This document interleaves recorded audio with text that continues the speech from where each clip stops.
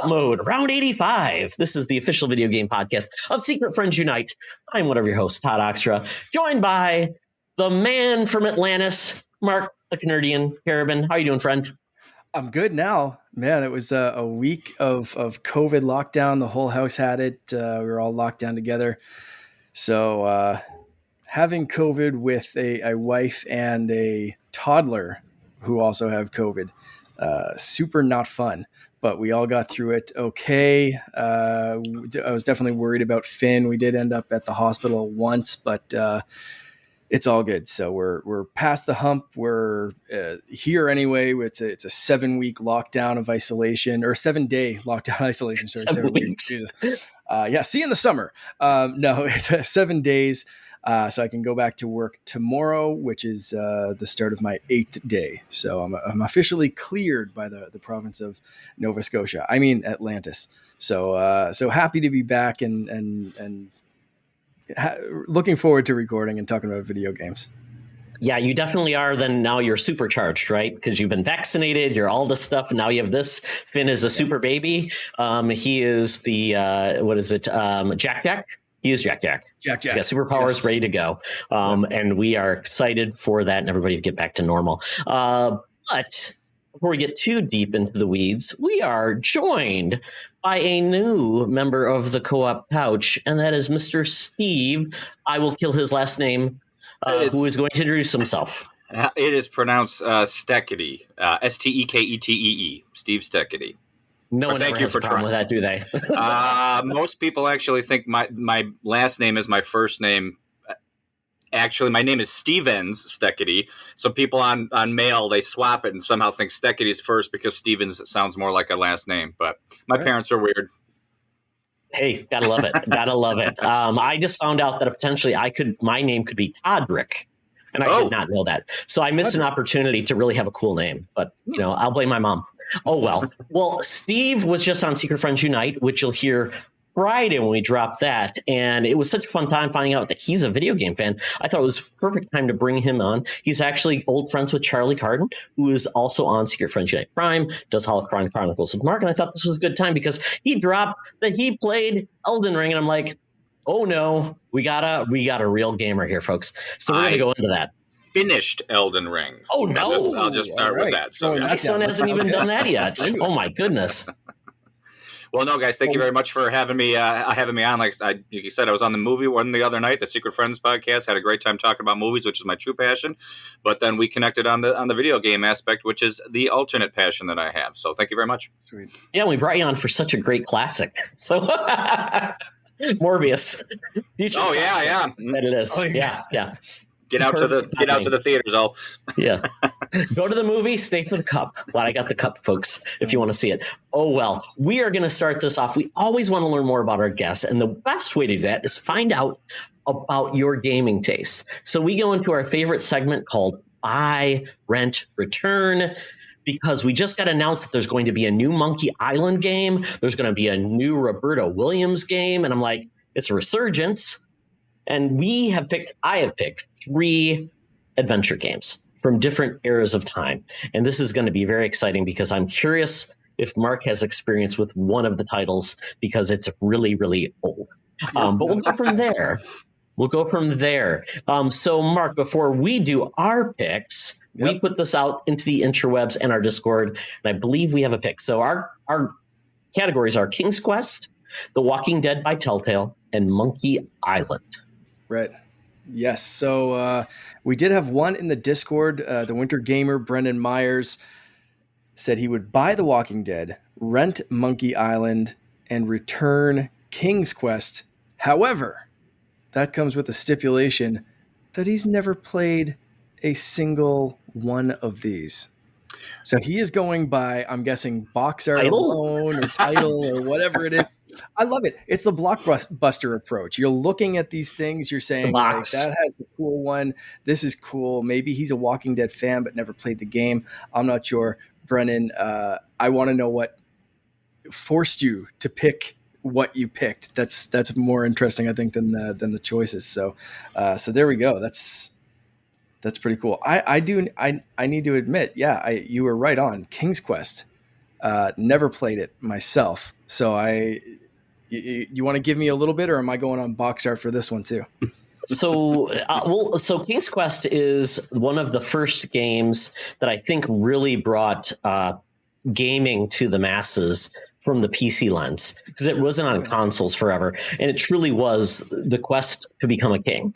And it was a true adventure game where you were walking around. There was no mouse and keyboard. It was just keyboard. You would use the directional controls, and then you would just use, I don't even know, Steve, on the first game, if you even had like keywords, or if it was totally like pick up rock, pick up thing. It was very basic. It was a graphic adventure that made you actually think a little bit, because it was completely esoteric in the way that you solved the puzzles. But it was one of the first, we're dating ourselves here, one of the first games that had decent graphics for it, that wasn't just a text. CGA, It was like EGA, VGA, yeah. It was a text adventure like colors. Zork. Yeah, like Zork, but with actual graphics that you could walk around in. And you had no clue other than I have to go become a king, and I have to save the girl from the troll or something. So you can go find the troll in the woods, but once you're there and it's coming after you, do you pick up rock, throw at troll? And you were just constantly trying these things to type in to see what would happen with it. It was awesome. And there was no combat per se in regards to like action. It was truly, you made an action and there was a scripted event that would happen. And often there was a lot of cheeky dialogue. It was very fun. And there essentially, I believe, was 8 King's Quest. I think 8 was the magic number. But they did, that was the Quest series turned into Space Quest, where it was a goofy like space adventure. There was Police Quest, which was a very odd like Police Quest, very odd. And then there was also Heroes Quest, which became Quest for Glory, which was a little more action oriented and things like that. So it was a variety of games. I mean, through the eras, it was great. And then we actually got a reimagining of King's Quest about 4 years ago, where they made it look beautiful. It's on Xbox One, I believe, Mark. Yeah. So you can play it. It's a really beautiful game. It's very fun, and it's taking the heart of that, but it's definitely a reimagining, a reinterpretation. So it's very cool. So that's one thing I want to jump in. I would love to say, though, believe it or not, you died more often in all of those games than Elden Ring.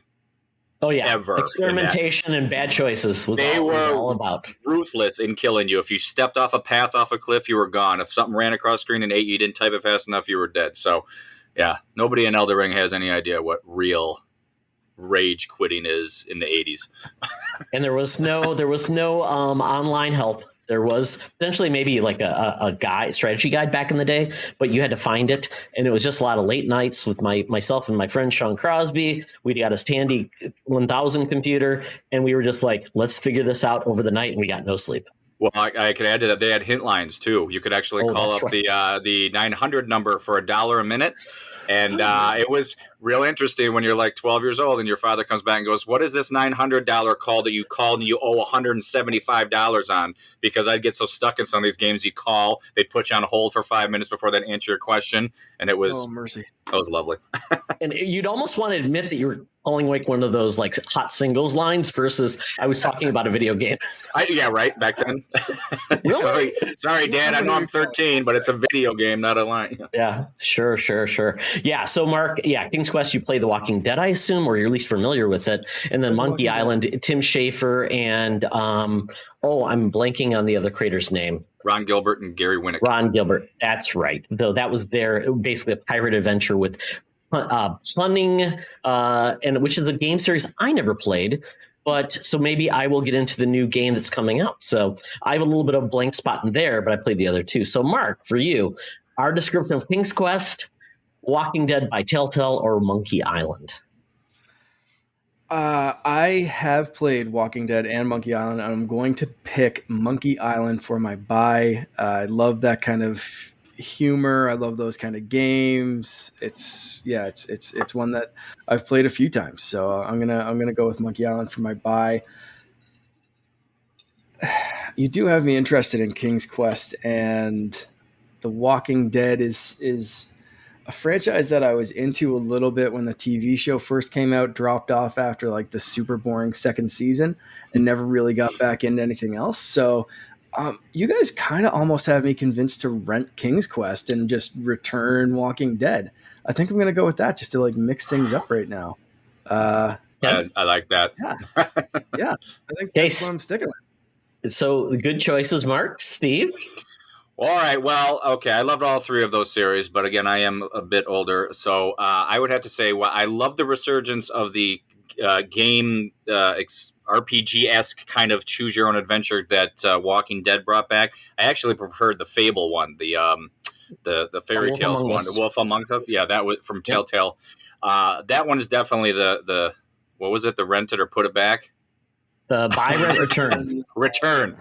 And that is a devil's conundrum there between the other two for me, because one was one of the first things that set off my entire love for gaming when we had a computer very early on in my life.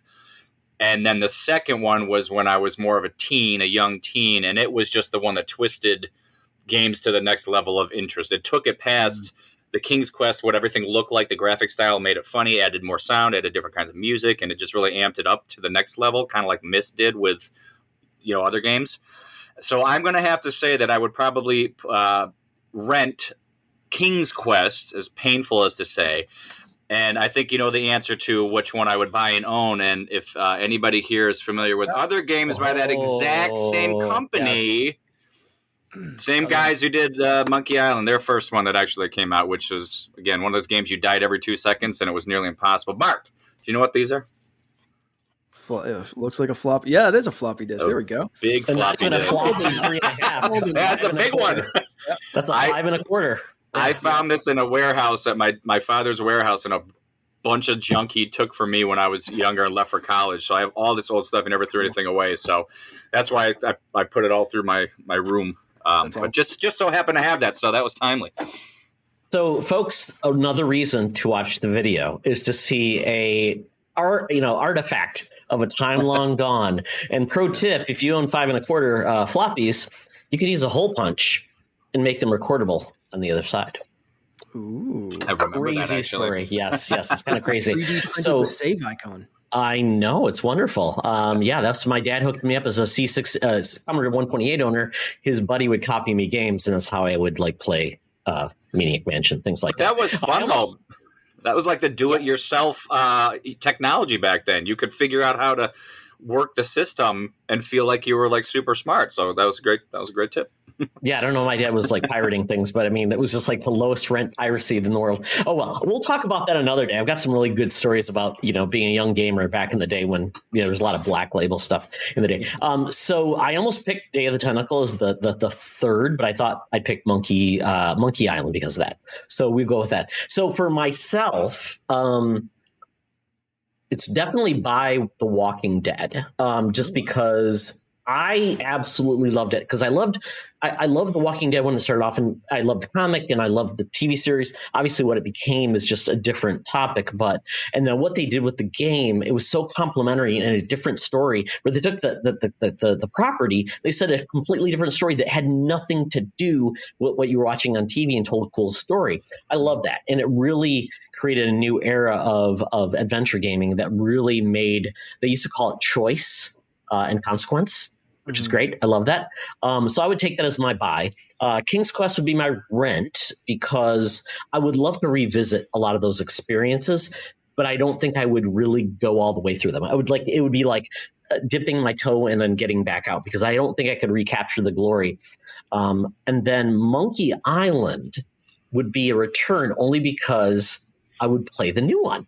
So that's where I would dip. But I mean, obviously, I've heard great things about the fact that you battle with puns. It's almost like pun battling instead of sword wielding. So I've heard so many good things about that, and so one of the pinnacles of that, but I just missed it. So so it's going to be a fun time to see where this goes with all these new games. So very excited about that. But the reason we are here is to talk about what we've been gaming, folks. We really go deep here. We've got one news item, and then we're going to talk about accessibility in the topic. But Steve, anything you've been gaming?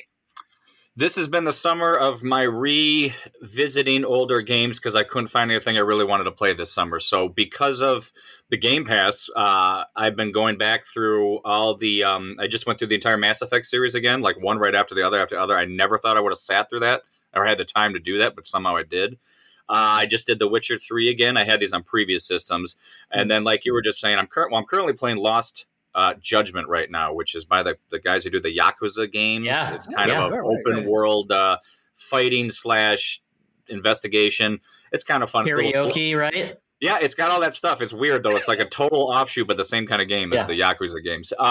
But as I said earlier, I'm still dipping back into Elden Ring. I hate that kind of difficult game and got suckered into by it on day one. And somehow I did not throw a controller through my television and managed to beat that thing about a week ago. And I'm still dip into it. I think I'm probably 85% of the way through all the bosses, everything I've read. Now I'm to the point I'm reading on everything I might have missed or where I can find everything. So I feel I've gotten pretty far through it. Are you playing on? Are you just a console gamer or also PC gamer? I am now completely strictly a console gamer. When I started building PCs I'm an actual video animator. I'm an animator and a video editor. When I started building the PCs for that side of things, I stopped using the big rigs. They cost enough. I needed them for work. So I run my own company, and all the ones I have that are basically work machines. And I just slid over to the consoles when the Xbox and PlayStation became relevant, probably in their first one, and kind of never went back. So. Although I miss it because I know there's so much more fun modding and things you can do with the PCs. My son showed me a video today. My son is 16, so that perfect age. He loves Elden Ring. And I'm like, are you not beating this game yet? And he could easily beat it by now, but he's like just bulking up, doing all these crazy things. He shows me all the stuff he's doing. I'm like, I'm living vicariously through him. He Sherpa'd me through the first mini boss. And I'm like, that's cool, but I'm not going to be able to do this without you because I'm just not a patient gamer. So I've been watching him, and he showed me a video about, because this one woman who's like an NPC who there's not many characters, but he's talking about an Accord, like something my Accord. So somebody modded the PC game and put a Honda Accord in the game, replacing the horse that you can drive around. Yeah, that's funny. It has so much They made a big deal of George R.R. Martin writing for it, and apparently he didn't write very much other than the backstory lore you don't even hear. But there's so much of that. That old Englishy dialogue of we need an Accord, let's parlay, you are maidenless. But that all these videos are coming up because people are kind of making light of how serious it's taking itself, which is awesome, but how silly it can also sound. I think he just created a Mad Libs. He said, I'm going to create 25 verbs, 85 proper nouns. You play with them, and I'll give you the skeleton. There you go. Run. Go ahead. Anything to avoid writing more Game of Thrones. Exactly. Mm-hmm. He will. That's the funny part about it. He keeps going after projects, and I think he's just the biggest troll in the world. He is the original troll. He's just trolling his fans. Doing what, George? He's still trying to finish that one book, right? The Fire and Ice. Exactly, and that's not even the end of the series. That's like book 6 of 7 or 8. So it's but he keeps taking these little side jobs instead of actually going on what the fans want. I can't complain. I never actually read any of the books or watched the show. So I like the show, but I'm like, if we waited until he finished it, we would not get the series until like 2038. Yeah. And he's not a young man. Let's just put it that way. Not getting a little bit dark or anything, but oh well. Anything else, Steve? You've been playing? That's really it right now. I can't think of anything. I don't have tons of time, and I just burned 90 hours on Elden Ring, and now it actually makes me feel bad about myself. Like, what could I have been doing there? So 90 hours well spent. It is, but actually, I've done worse than that. Boy, during COVID, man, 189 hours I think I put into Odyssey because it was just so bored. Obviously, I have never gone even close. Creed? Yeah, never gone even that close to putting that many hours in a game. But man, what do you do for? Well, you can put that many into a Valhalla. It sounds like, because now they've got expansions and things like that. I'm only about $120 in a Valhalla, but I kind of put that away because Elden Ring. So. Got it. Yeah, that was a big thing about people. And I just showed you the new comic that's out there. I'm like, there's so much content. See if they have that in. Well, Mark, what are you playing? I have been playing. So I've been playing one game that Todd's also been playing. So I'm going to save that to the end. Was it last episode someone asked us what's our gaming comfort food? I believe so, Mark. Well, I got a chance to experience that this week because, not feeling good. I didn't really have anything new to get into. like I said, a sick toddler. I've been like, you think you're off for a week, whatever, you're going to play a bunch of games, but for the most part, no. But when I did have some time, it was just a comfort food kind of thing. So I went back and played Super Mario World on Nintendo Switch Online, and that is 100% just comfort food for me. And it's so good to just go back and check out little, remember where all the secrets are and remember how to do this and do that. And it's just been great. But that was kind of triggered by Kirby, which is what reminds me of those types of games. Todd, I think you messaged me and said it's the kind of game that makes you feel like a good gamer.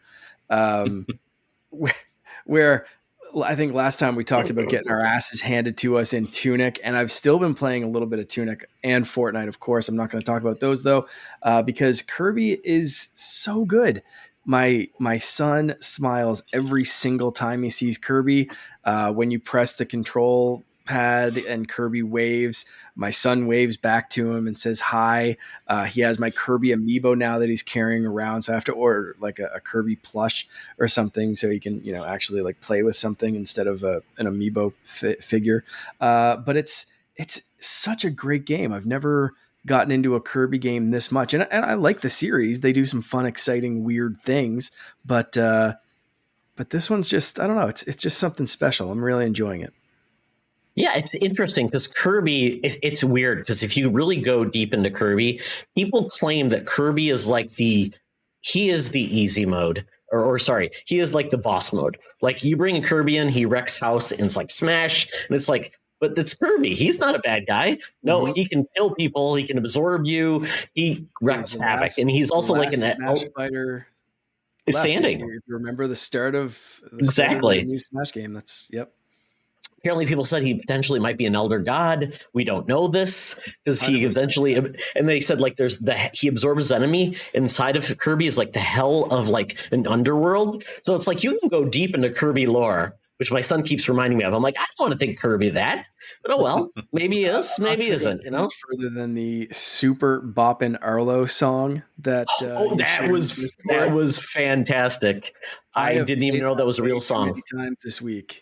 That song, it's Hey Kirby. Yeah, I did not know that was a song, a real song, and Arlo did a great job. And by the way, Steve, if you ever want to watch a really cool YouTuber, his name's Arlo. He is essentially a Muppet. Okay. And he has great takes on video games. But he's very odd and different, and he just has a fun time. Love him. He just loves people, and yeah, it's just a very weird. I don't know how we found him, but my son loves him. But taking the note. Taking the note. But that point, Kirby is an interesting. I was playing it actually. It was the perfect game waiting to have my oil change done. And I did that last Friday. So it was like, oh, I've got nothing to do. I'll play Kirby. And that's exactly what I did. Got my Switch out. It's the perfect use of a gaming system. I could have read comics on my tablet, could have done something else. I played Kirby. So I had a good time with Kirby. I think I beat the first boss. It's not hard. It's fun. There is the level of difficulty is really if you want to be a completionist. There's also a co-op mode, which I heard is okay, but I think it's probably perfect for a younger gamer. So Mark, this is the perfect game to keep in the back catalog for your son, as most Kirby games are. Mm-hmm. Logan and I loved Kirby's Epic Yarn. Loved that. And Logan loved a Kirby 3D Dreamland or whatever. It was a side-scrolling game on I think it was on the Wii U, or I can't remember what it was on. Maybe it was on the Wii U, maybe it was on the Wii, but it was pretty awesome side-scroller. And you got like a huge sword, you did stuff. Logan loved that. So Logan's like an aficionado when it comes to Kirby. It's like, that's a good Kirby game or not a good Kirby game. He hasn't played this one yet, but I think they'll enjoy it.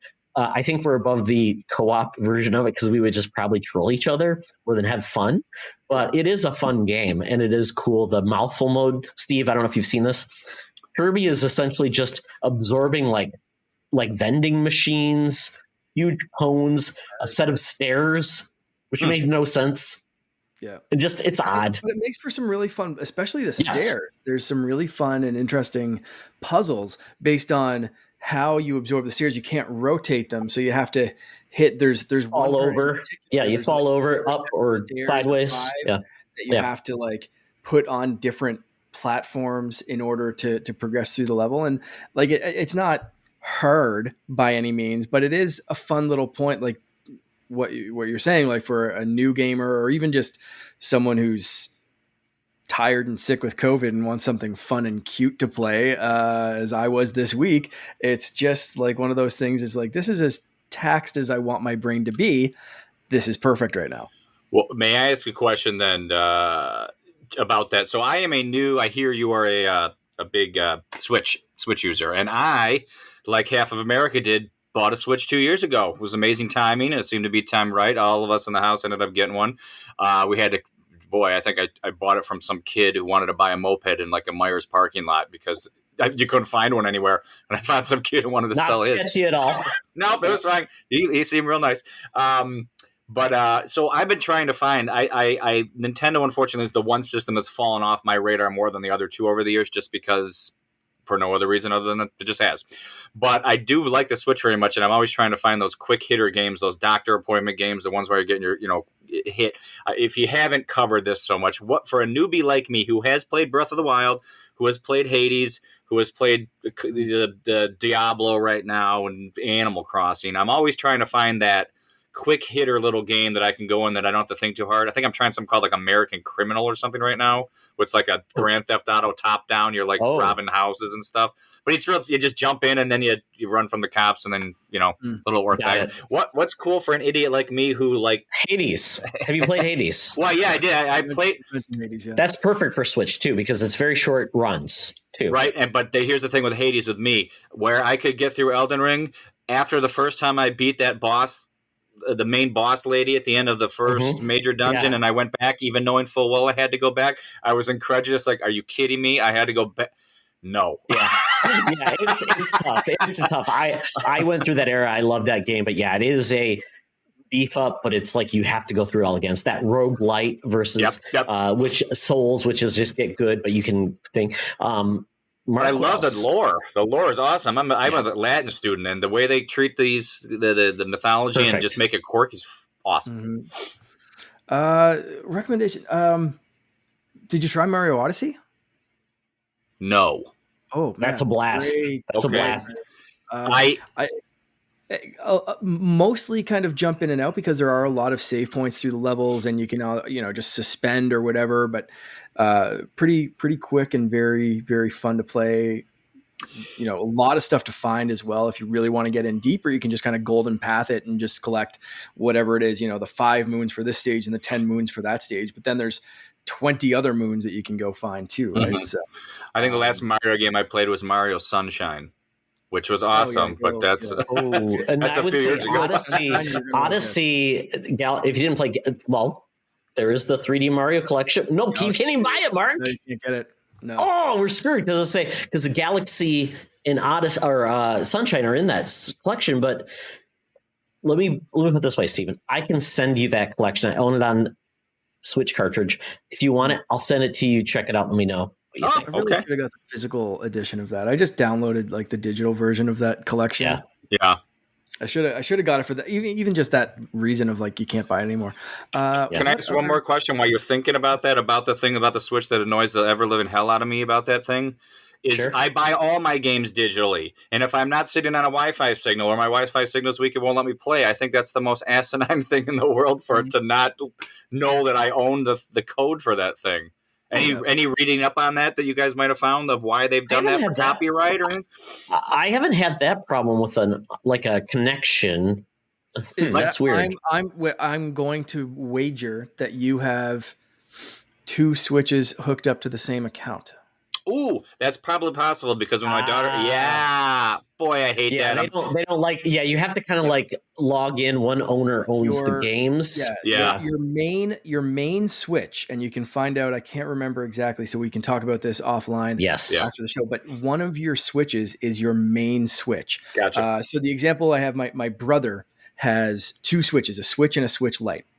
Just because he likes taking the Switch Lite on the go, and his Switch, his normal Switch, basically just stays in the dock. It's not even portable anymore. That's just how he does it. So his Switch Lite is set to his main Switch because that doesn't need this verification process. Yeah, because he's always got the other one docked, right? The other one's always docked, always has Wi-Fi. It's good to go. So that one is his secondary switch because he doesn't care if that one has to do constant checks like, do you own this game? Are you still logged in? Is it still okay? Blah, blah, blah. So that's, I'm guessing, the problem that you're having. So if you take your Switch on the go more often than the main Switch, you might want to do a little swap. I'm kicking my daughter off tonight, so thank you for the advice. Yeah, it's hard. I always go physical if you can when you've got like more than one, because it's just who's logged in and sharing it. But especially multiple kids, physical is the best way to go with Switch. But yeah, it's a mixed bag, but you can do it. You just have to plan ahead. Yeah. But yeah, I mean, there's it depends on what you like. There's a lot of different options on the Switch. But Breath of the Wild, if you've not played it, we're going to talk about that actually in the news section. But Breath of the Wild, if you like Elden Ring, Breath of the Wild is a game that definitely, and it's funny because I was listening, my son was telling me about this YouTuber that has his wife experiencing games, and she's not an experienced gamer. And so she's approaching problems without not having gone through this is just what games are. She's experiencing them brand new. And Breath of the Wild is one of those games where you can choose your own path and you can do whatever you want. You may not have a great time doing whatever you want, but it's possible. So that might be, and then you can just save anywhere. So I think that would be an opportunity to try. And there's lots of little shrines that you can do, everything. So I think if you like the Elden Ring experience, Breath of the Wild is completely different because it challenges you because your weapons break. Well, so I have before you get too far down that path. I did play. That was one of the first Switch games I played, and I absolutely did love it. Yeah. And coming from the Elden Ring, that I hated that weapon breaking thing, man. I love the freedom was so awesome with that weapon breaking thing. I was like, come on. So based on your knowing that you're decent with difficult games, I'm going to suggest Metroid Dread. Not as much very quick, easy save points, but there are plenty enough that you can kind of get there. Also going to throw out Luigi's Mansion 3. Oh yeah, did that one actually? Okay, you did it. Okay, good. Yep. Good. Yeah, Metroid Dread's a great pick though. Yeah. Metroid Dread, I think I'm going to go with that. It has a new mode they added where it's like a one-hit mode where you one hit and you die. Or there's a super easy mode. So depending on how you want to do it, Celeste. If you haven't played Celeste. I could probably talk on this for another hour, but we'll start messing. Dead Cells too. I'll call you later. Yeah, we can go on, but Dead Cells is another one. Yeah, people love Dead Cells. Hollow Knight. A lot of people love that. My son loves Hollow Knight, and it's very much like an Elden Ring. It's very much vague, but it's a lot of good skill and very difficult, and you find the narrative. And Steve, we talked about that, finding the narrative. Yeah. Hollow Knight's another game that's like that. You find the narrative. Yeah. Gotcha. One more before we move on. How do you like tactics games? Like tactical? My head doesn't work so well. Wait, I guess I'm sorry, cut you off. Are you talking about like a Tom Clancy tactical shooter, or are you talking about more like a StarCraft kind of like sim scenario thing? Not quite sim. I'm talking about Mario plus Rabbids Kingdom Battle. It's like an XCOM type game, but like for beginners of the genre until you get to the end of the game, and then it'll hand your ass to you on a silver plate. Strategic action game. Yeah. Weirdly strategic kind of another fun one to chew on for a little bit, I think, for that easier kind and you can find that game cheap. Yeah. Oh, yeah. I'm taking these notes. I think you'll love that game because it's a lot of fun. It's very strategic, but it's turn-based, and it's very much you can pause it and come back to it. Yeah. Excellent. Very cool. Move on, or I'm just gonna keep on. Exactly. I don't want any Mark. Thank you. I'll call you later. And just lastly, the game that I just cannot stop playing, and this game is taking precedence over Horizon's Forbidden West, and that is GhostWire Tokyo. This game is by I think it's Tequila Gameworks. They made like Evil Within. The guy who was behind Resident Evil 4. This game is only on PS5 currently. It will come to Game Pass because it's a Bethesda studio in a year, so you can play it there if you want to wait. But this and there it'll stay. Exactly. This game is a lot of fun. I'm loving it because it's taking like modern day Tokyo mixed with like Japanese mythology with the onis, like demons and things like that. Essentially, a demon has taken over the area. This mist comes through, and it essentially has captured all the souls of people. So you see like all of their like clothes behind, but no bodies. And your job is essentially you're dead, and this avenging spirit goes in your body and allows you to give you special abilities, and it's really fun. And you upgrade the abilities. You're taking down these really creepy villains that almost look like they're from a Japanese horror film, like The Ring or something like that. Very creepy and weird. But it's almost like a BioShock game, first person, almost like the different powers you have. And you do cool like Doctor Strange hand movements, and you can do all these power ups, and it's very fun. You talk to cats. All the cats. This is the crazy part. You're in Tokyo, so it's like almost like an open world Tokyo too.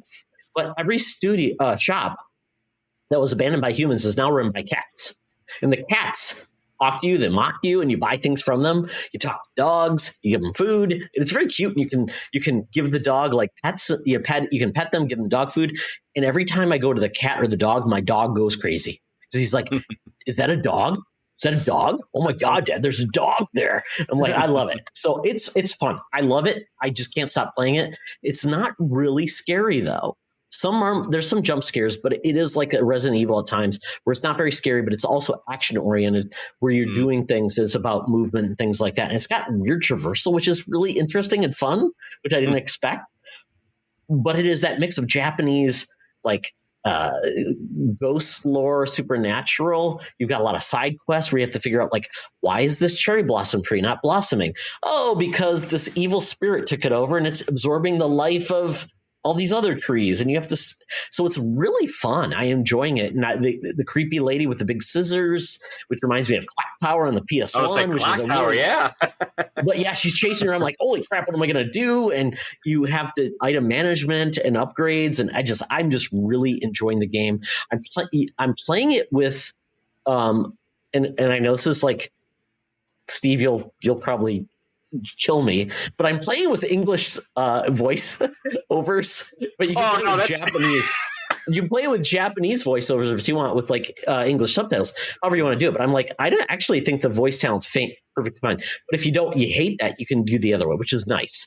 And it's well done. Like, yeah, I think it's pretty well done actually. I find so many times they phone in the English acting. And it's yeah. Well, but also to your point though, that that's par for the course for a Japanese game. They've got such bizarre, and I mean that complimentary because they make some of the funnest games, things that happen in games that are culturally part of what they do, that having weird, poorly read, executed American voices, I think goes very well sometimes with what you're actually seeing on the screen. So, oh yeah, what was that one weird game, Mark? Do you remember that one weird game that people loved? It was like Twin Peaks, but it was made by a Japanese creator. There's two of them. Crimson. No, yes. It was. You were driving around talking to Zach, your little movie friend. There was two of them. Yeah. I played the second one on the Switch actually, which was very difficult. But it was like one of the worst games that people loved. It was like that cult game series, but yeah, same thing. This is pretty good. I think if you're a fan of like that Japanese, like Resident Evil, but more action oriented, I think you'll enjoy it with a little bit of and you've got a constant companion with you, which is very fun. Like the guy that's invaded your spirit is constantly talking you through. And I always forget that the DualSense controller has a speaker built in. I always forget it. And it's so cool because it's right there talking to you. The DualSense implementation of the feedback, all of the things that are included in it are awesome. So I think they've done a great job of taking all those things and making a really cool experience. So GhostWire Tokyo, definitely check it out. It's a lot of fun. Would you say that it's like another game that scared the ever living hell out of me was Fatal Frame? Like all of them? Do you remember that game from PlayStation? This is more action oriented, but has that a similar aesthetic. But like I said, you're kind of in Tokyo, so you're doing a lot of open world exploration. But once again, you get into a world and you're like, oh crap, there's the bad guys. They're coming at me and they're really creepy as hell. Yeah. Sweet. Yeah. Well, somebody told me you're a man who knows how to get things, and if you can dig me up a PS5 because I haven't been able to get one yet and send one over here, I will buy it. But right now, they won't let me play it. Steve, I will put you on my list, and I will get you a console. Believe me, I am console clause, right, Mark? Yeah, absolutely. Before we move on, I do have one more buy rent return from Discord. Ritter Schloss. Jesus, I can't speak. I don't know if it's his real name either. I see him. He's always got like comments. Constantly in the Discord. So yes. So keep the comments coming. But he would buy King's Quest because he already has, and he's played some more than once. So that's I guess something he's revisited in the past. So he'll buy it again. He's going to rent Monkey Island. Similar to Todd, seems like he hasn't tried it out, but has always seemed interested. The only LucasArts adventure I ever got around to was Maniac Mansion. So, yes, the guy's awesome. Schloss, there we go. Where we are. Good stuff. Fun fact, there was actually a Maniac Mansion TV series with Matt Frewer. I do remember that. That did not do well. Crazy. No. And he would return then Walking Dead again. Seems interesting. Hasn't played it, but he's kind of been over the zombie craze since before the TV show. So he jumped out of The Walking Dead even before I did. So can't blame him there. So there we go. Nice point. Very, very good. All right. Well, thanks everyone for giving us feedback, and we'll do a better job. We're going to put it out a week in advance going forward. Mark and I will be locked in on that. We'll lock in and get the Byron return going forward. But with that, we're going to hit one news item. There was a lot of stuff going on. Spartacus was announced. It's a mixed bag, but I already locked in because I found a refuge to get PS Plus now, whatever, for 3 years. Sorry, guys. It's going to be fun. You're going to get to play a lot of PS1, PS2 downloadable games going forward. That's the big thing. Downloadable, big retro catalog, awesome. PS3 will still be streaming, and a PS4, PS5 catalog, depending on what you do. If you're going to subscribe, buy the annual. $120 gets you the biggest package, which is a good deal.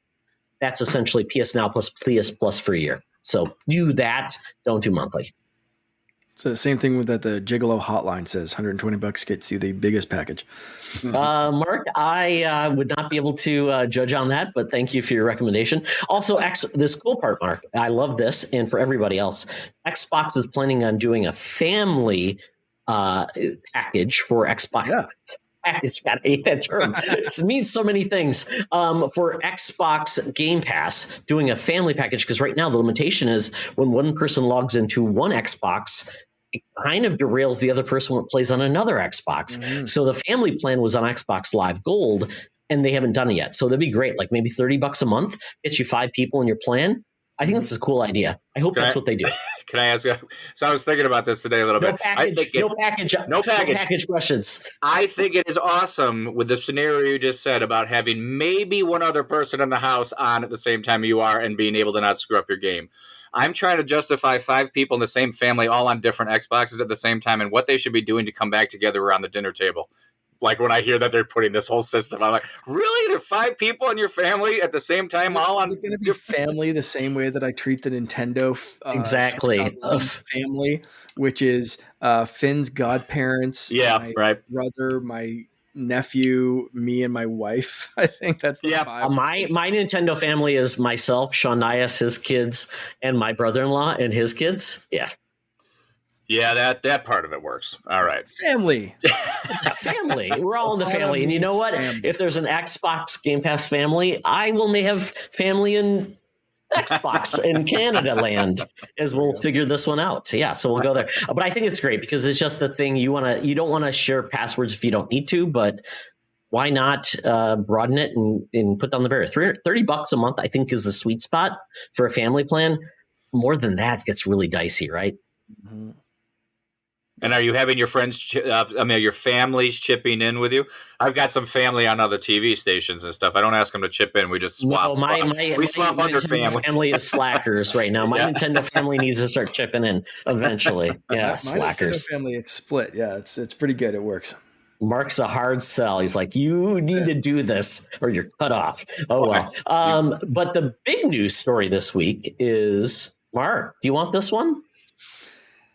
It's not a surprise, but it's a disappointment. And this was early in the week. So like I said, we were in lockdown. I needed one more kick to just get me right down. And that was Breath of the Wild 2 delayed until spring 2023. Like I said, not a huge surprise. Nintendo's got a pretty stacked year. We know there's a new Pokemon game coming out. We know there's some other stuff through the pipeline that we were trying to figure out when does Breath of the Wild 2 fit in, or why are they putting things up against Breath of the Wild 2? So they came out with like literally 2 2-minute direct this week that was just like, it's out there. We apologize. Here it is. We apologize. Breath of the Wild 2 is delayed. Spring 2023. And that's basically it. And here's a 2-second clip of new footage. I was just going to say, they showed off like 2 seconds of new footage, including like the damaged Master Sword, a couple of other little tidbits, but that was pretty much it. So I don't know. I can say I'm disappointed by this, but like I said, there's a lot of stuff to play this fall. Even if you only own a Nintendo Switch, there's going to be some stuff to play through the spring, summer, fall, whatever. Like there's plenty of stuff. So saving this, giving it some more time to cook.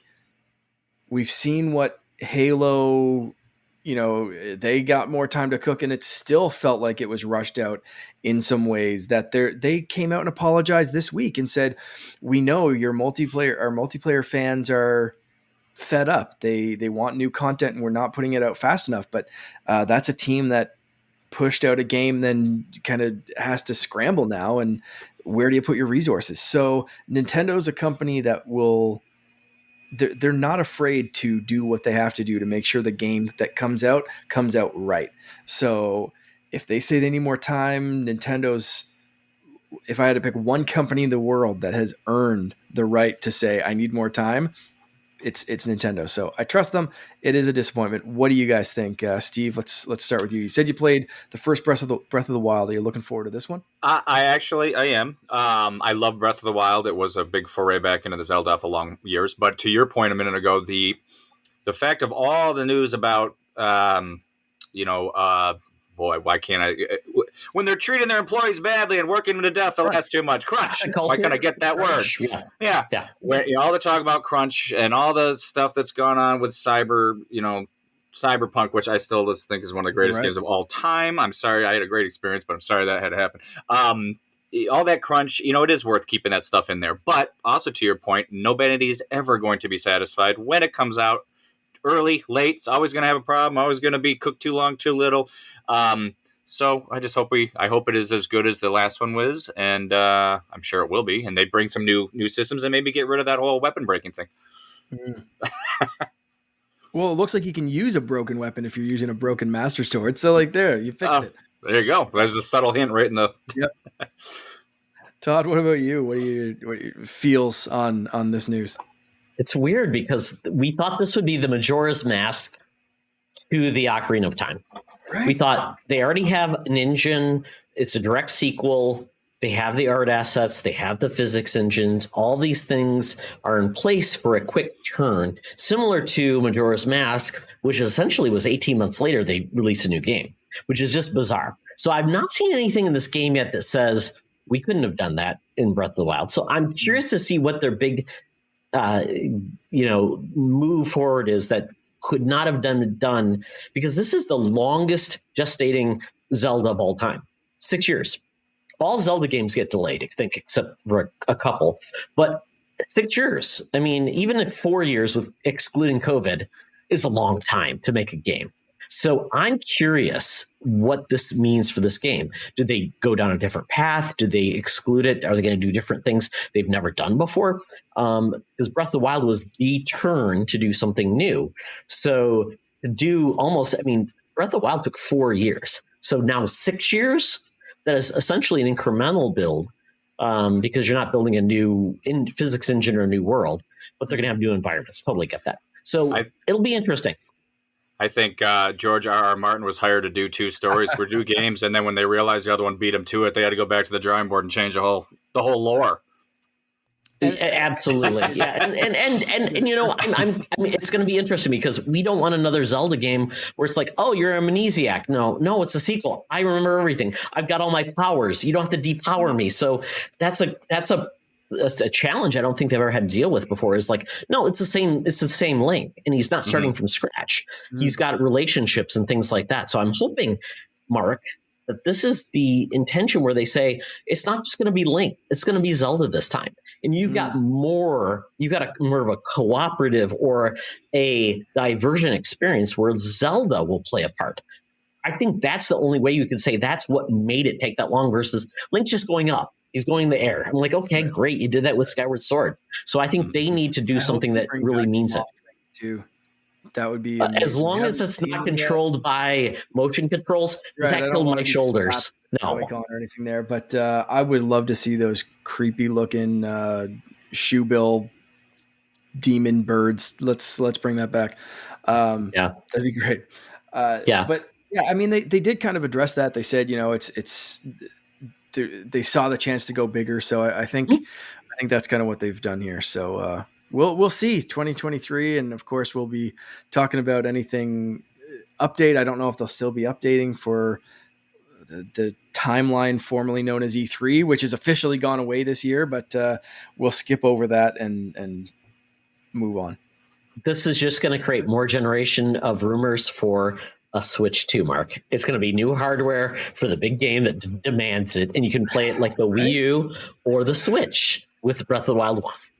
Yeah, we'll see. Yeah, absolutely. So this leads us into the last part of the show, which is the bonus round, where we talk about accessibility, because we've talked about two different games which are diametrically opposed. So accessibility is essentially allowing people to access games on the way they need to because of their abilities, maybe challenges they have with technology, their familiarity with games. All of these things account for accessibility. Your skill set, your time you have the game, young, old, all of these things are part of that when it comes to accessibility. It's not just difficulty. It just becomes all things and people that want to play and just the barriers to game and have a good time. So we've got, once again, we talked about the different levels of games and accessibility. We've got Kirby and we've got Elden Ring. Isn't that like kind of crazy?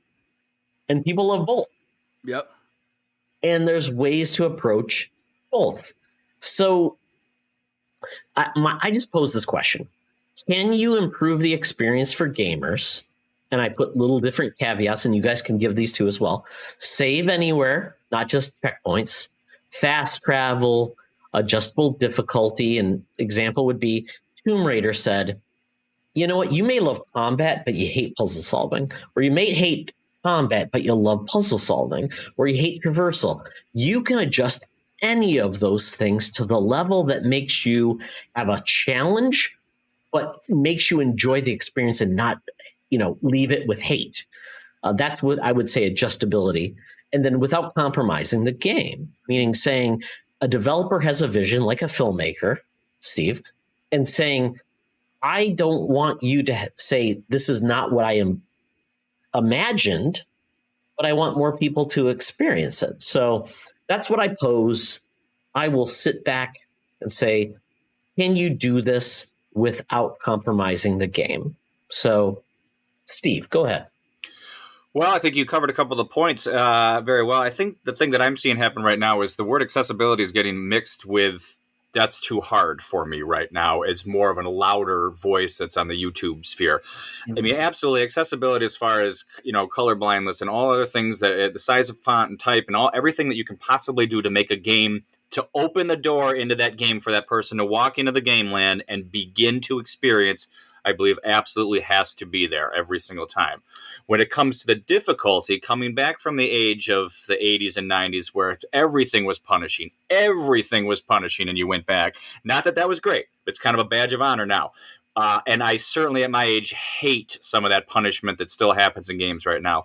I find it's a little hard, right? Because as you said, I'm a movie guy and there is an intent that the person who made the group that made that game wanted to put out there. And if that intent was, I want you to fight your ass off to get through this because I believe the reward at the end is the journey of that is better than just walking through it. I can't say they were wrong for doing that. And having played Elden Ring, in the first game I played a long time where I couldn't put an easy mode on because, I like just walking through stories now. I felt so rewarded when I got done with that. I was dancing upstairs in my bedroom in front of my girlfriend. She's like, did you beat Elden Ring? And I'm like, I did. Look at this. Yeah. I haven't felt like I was 10 years old like that in forever. So frustrating as hell, but fun. But the one thing that save points everywhere, I think should be standard in all games all the time. Make the guy as hard as you possibly can, but if I can't just walk right up and not have to go through, 2 miles, and they're much, much better than that now. But yeah, that's kind of my 2 cents right now. Game being hard is not inaccessible necessarily. It wants you to do something, and you have the right to do it, and you're not. And I hate to say this, but not everything is for everybody, even though in society we're trying to do that as much as we can. Movies aren't for everybody. Paintings aren't for everybody. Certain foods aren't for everybody. And if that game's not for me because I haven't been, the door hasn't been open for me to walk into the world and start, then I got to walk away. And I have on that before, but that's my 2 cents. 10 cents. Right. I tend to agree that not every game is for every person, and I know myself enough to know that like I either don't have the time or don't have the patience or the skill, or that's not my type of game, and I'm usually pretty good at calling that myself. But there are times when I really appreciate that accessibility, and it makes me kind of happy to be a pretty much fully able person to play games, and then it gets you thinking about that broader picture of accessibility, what that means for someone who can't, like you said, color blindness or accessible controls and that kind of thing. And there is that argument that gaming you should at least have the option to do that. So while I can see it from both ways. It's difficult to say like, oh, well, just because you can't see the font that they chose very small in this, is that any different than this game is supposed to be difficult? It's a visual choice versus a difficulty choice. So it's tough, but at the same time, it's frustrating when that's your barrier from enjoying something, especially in something like Elden Ring. If you're just a big George Railroad Martin fan, then you want to experience it, even if he was mostly hands off with this and just kind of wrote like a draft. But that's the kind of thing. And a game we talked about last time was Tunic, and I've been very much enjoying that. But again, having a sick toddler around who just wants to watch fun, colorful things, I put the cute fox up on the TV, and I was getting my ass kicked at a boss, and was just like, you know what? I'm sick of my almost 2-year-old watching the fox die constantly. So I turned on no damage mode and kicked this boss's ass and just moved I forgot about that. Mark, I didn't realize there was a no damage mode. And I'm like, I should do that because I'm getting like a little pissed off right now. And then I turned damage back on as soon as I was done that boss. Absolutely. Because I don't mind the challenge. I don't mind dying here or getting, oh man, that enemy's a little bit harder. I should have used my shield instead of my roll, or I should have whatever, right? I don't mind that kind of dying, but it was like 6 times in a row with this boss. And like, Finn's kind of like getting a little antsy from seeing like the, just fox get his ass kicked, and he just wants to like play hide and seek behind the bushes with the fox. So it's like, just easy mode. Let's go, move on. And I appreciated that so much. And, but at the same point, I hold Celeste. I beat that without turning on any difficulty modifiers. I beat that as it was intended. And I hold that as one of those, like you said, the badge of honor, right? Like that is a game that I climbed that mountain, right? Yeah, it's very little social capital, but I still, hold those badges. Right. Absolutely. And Mark, to your point with Celeste, Steve, this is a cool game, and it has a great story, and it allows you to adjust the difficulty as much as you want, because they want people to still experience the voyage, the journey, and the story, which is kind of what they're saying. But the whole message of the game is, I think, Mark, you would say is, the journey is worth the effort. And that's what they said. So, and it's worth the effort you can put into it. But they don't want to say you can't experience the message unless you go through the game. It's like, it's kind of that mixed bag, because they want it to be a medium that really captures a positivity for all of these mental health issues that the developer went through, and wants to have a medium to explore, which is great. What was the game? It was The Last of Us 2, I think, right? They had like, you could twist a dial for like every little minutia of difficulty. Absolutely. And I thought that was actually pretty interesting, because at least you felt like you could very specifically pick, I hate jumping. Stealth. Boom. Yeah, I hate stealth. That's what I did. That's what I did with the game. I hated stealth because I'm like, seeing the radar, and it's like, I know I got past the radar, but they still got me. I hate that. I know I have skill, except I can't control the AI and how they notice me. But exactly the point. It's like, okay, I can dial that specific part down, but still have a good challenge. Yeah, and I like that one because it wasn't just easy, hard, whatever. Absolutely. Mode, but. I think if a game like Celeste can have some difficulty multipliers, if a game like Tunic can, I don't know if there's an excuse in this day and age to just be like, our game's tough because it's tough. Get good or get lost, right? Like I understand that excuse, and I understand if that's the challenge that the game is trying to put out, but I don't know. Mark, I'll give you an example. I'll give you an example with Elden Ring and my son playing it. He shows me a boss he takes down with 3 hits. Right. It's like, oh, that's the hard boss. I'm like, so it essentially becomes and I always say this, is the difficulty actually the amount of time you have to spend? In Elden Ring, I always felt like if I had 90 hours to play it, I could.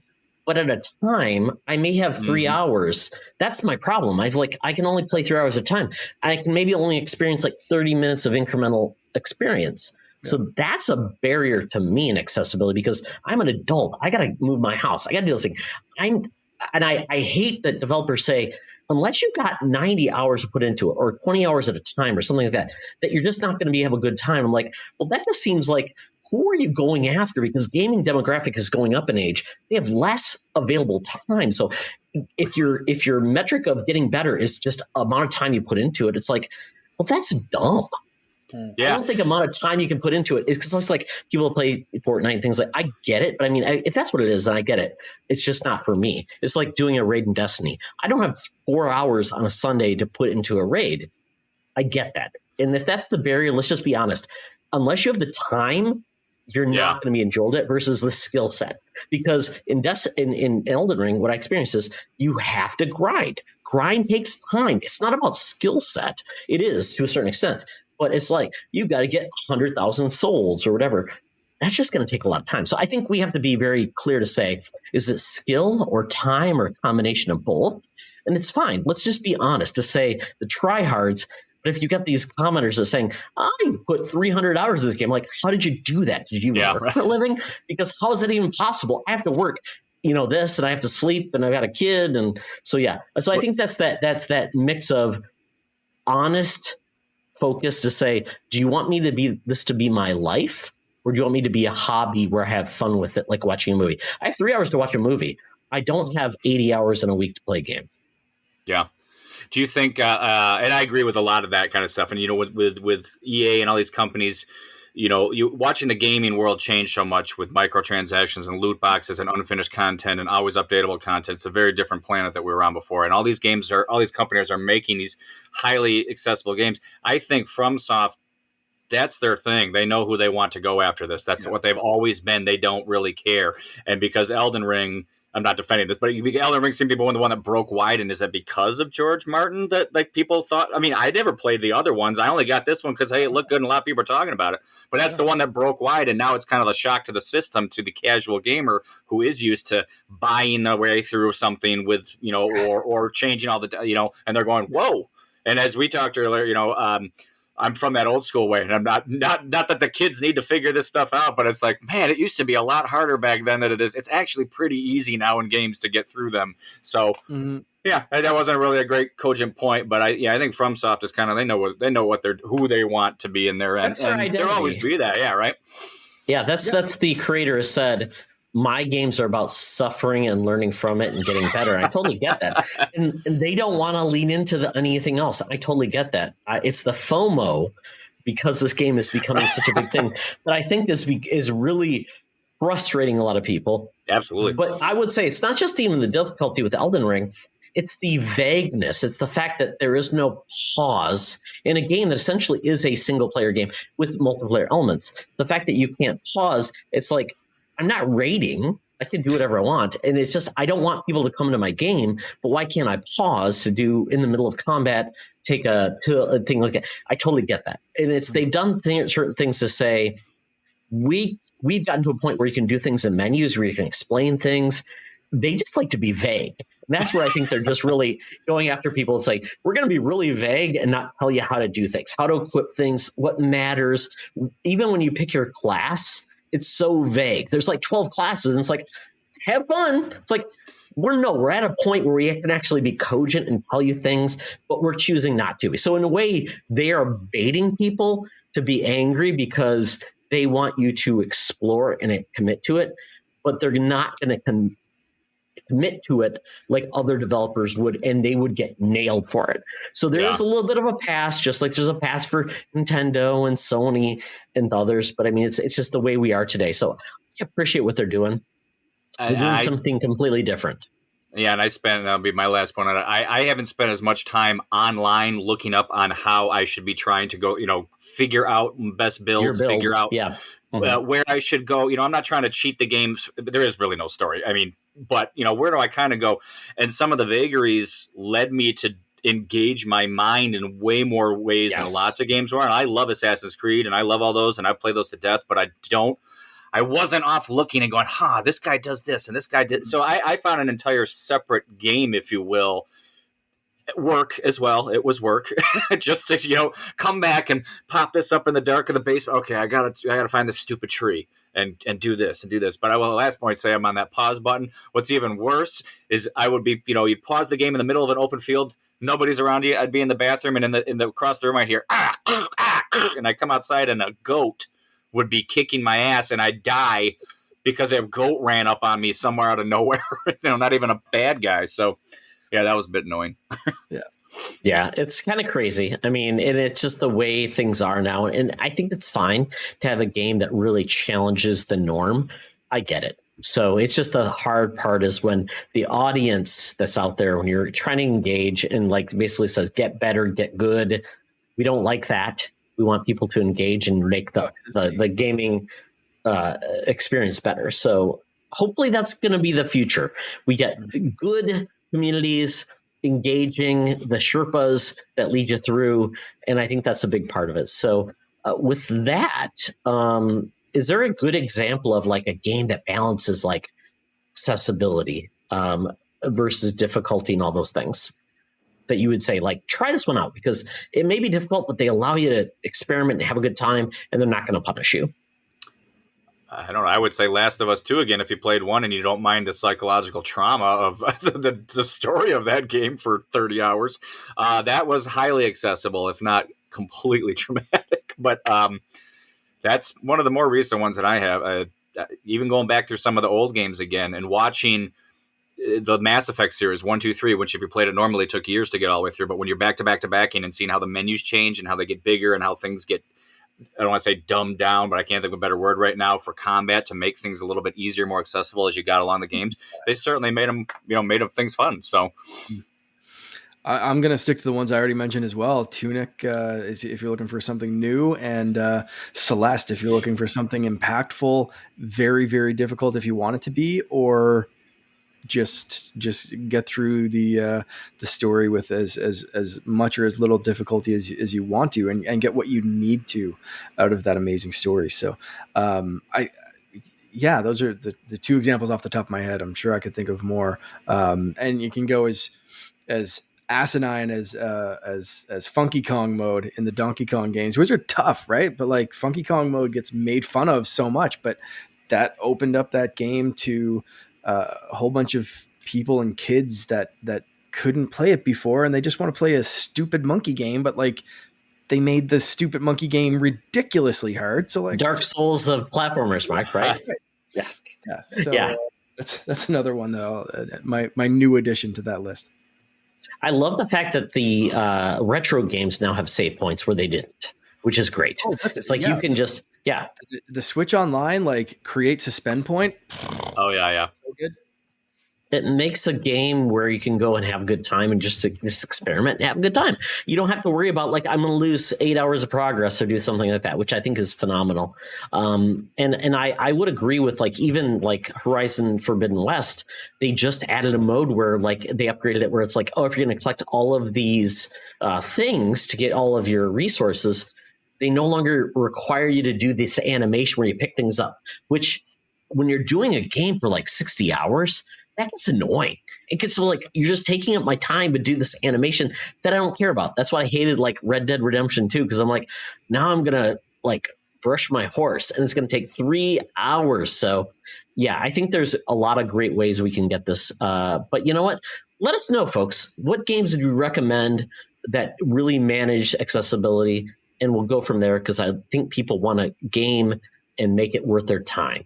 So with that, Steve, thank you for joining us. This has been a fun time. So tell people where they can find you if they need to find you online. Well, thank you guys. I really appreciate it. I can tell you where you can find me online. However, the older I get, the less online I go, just to keep things quiet.